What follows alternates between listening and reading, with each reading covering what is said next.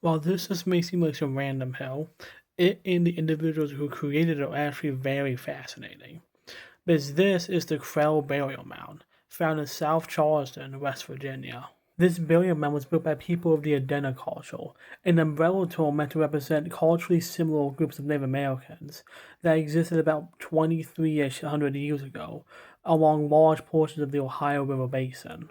These mound-building Native American cultures, such as the Adena culture, would often build these earthworks and mounds for cultural and religious purposes.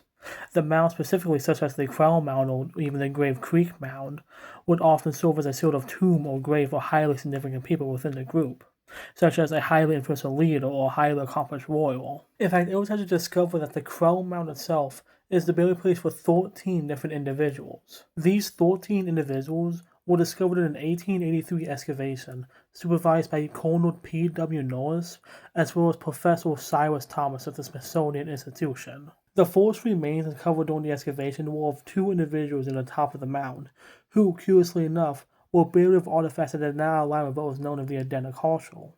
Therefore, it's actually often theorized that these two individuals were buried much later on by a different Native American group. When digging deeper into the main burial chamber, 11 more remains were found, one of which was at the very center of a circle surrounded by the other 10 individuals, in a sort of spoke-like pattern. These 11 individuals being such a purposeful and distinct pattern, with so much focus on the person in the middle, seems to suggest that this person in the middle was most likely a highly influential figure within whatever Native American group he was a part of.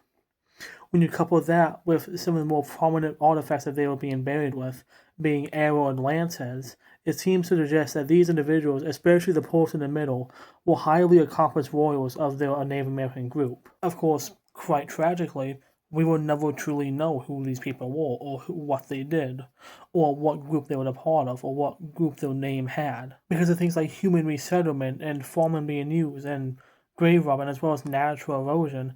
Many of the earthworks and mounds, as well as the artifacts remains within the earthworks and mounds, have been lost to history, many of them being heavily damaged, if not completely destroyed, over the thousands of years.